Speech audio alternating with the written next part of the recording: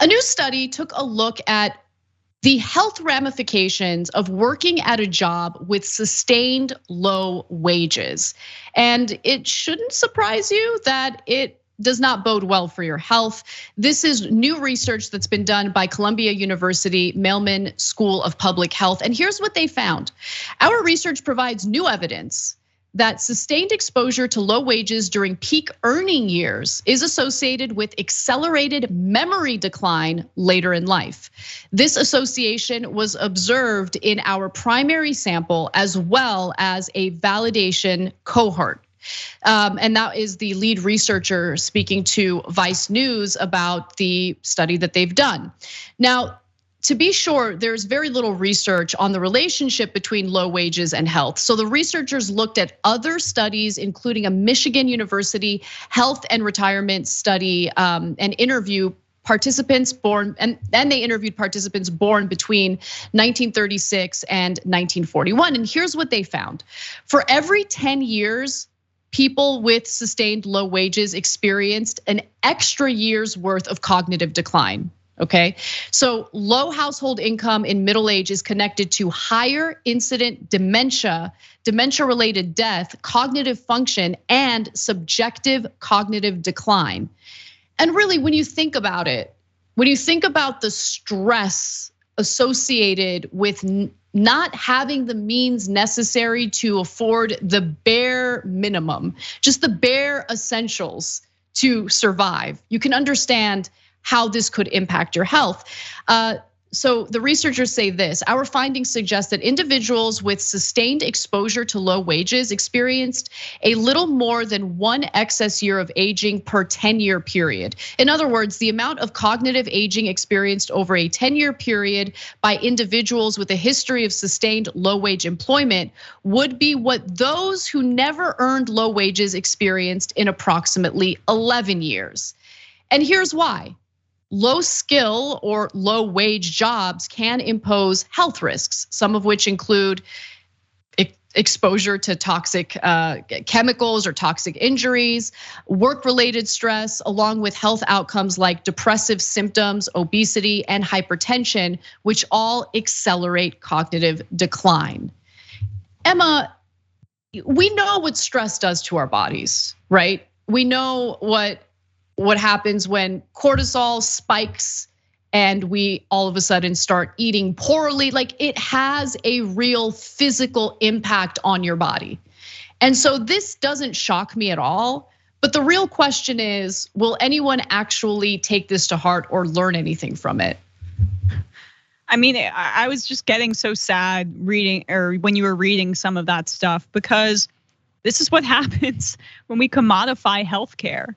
And there are always people in this country who are going to be, because we live in a dog-eat-dog capitalist system here, and we have very few social institutions that help people, that are going to be working low-wage jobs and not low-skill jobs, right? And that's important to qualify, because everything is a skill. And I think that there's this highfalutin perception that white collar workers have of themselves.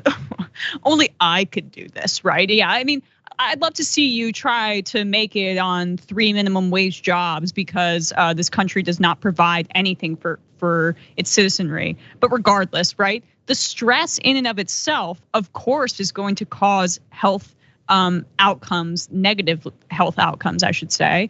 But even the just the pure fact that when healthcare is a commodity and these gig jobs that apps are trying to impose on people don't have healthcare included, you're not gonna go to the doctor as much. You're gonna be way more stressed working these jobs in situations where there's fewer regulations. Maybe you're breathing in toxic fumes. And so it compounds on itself. And then say you have a health issue or diabetes or something that causes you to spiral health-wise, then this society, this sick society looks at you and goes, haha, that's your fault, right? Maybe you shouldn't have been so poor. Maybe you should have been smarter, because we pretend like intelligence isn't largely a social construct when you control for how wealthy someone is growing up, et cetera. So to me, this story is just so indicative of so many of the problems that we have in our country.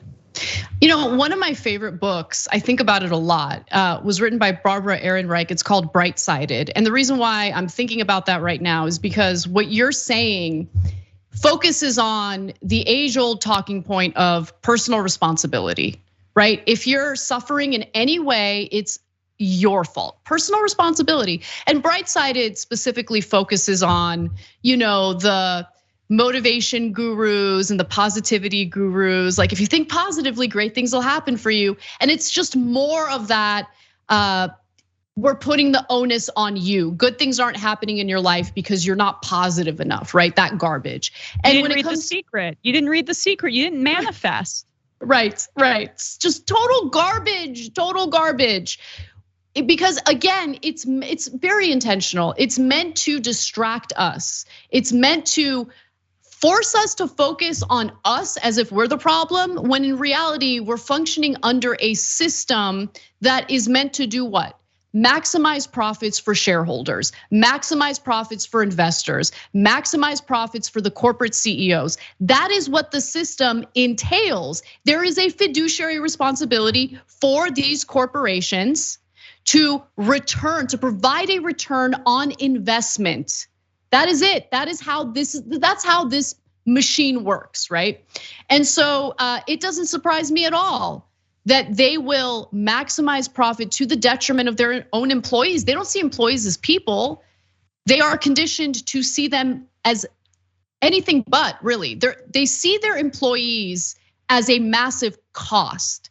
It's a necessary cost, but they try to think of ways to cut down on that cost. And we see it play out in different ways, certainly through incredibly low wages, poor working conditions. That's why finally we're starting to see more momentum with workers organizing their workplaces and unionizing. Places like Starbucks, for instance, which of course the corporate CEOs over at Starbucks are not too happy about, but that's great because it's important for labor to have a say in regard to their working conditions and their pay. But when you were giving your points, Emma, I couldn't help but also think about how even when it comes to something that's not related to corporate profits, when it's something related to, let's say, a pandemic, right? You hear the same talking points about like, it's not really a big deal. If you die, it's your fault because you have comorbidities. It's your fault. It's your fault. We can't do anything in a collectivist way to keep people safe. We wouldn't dare do that.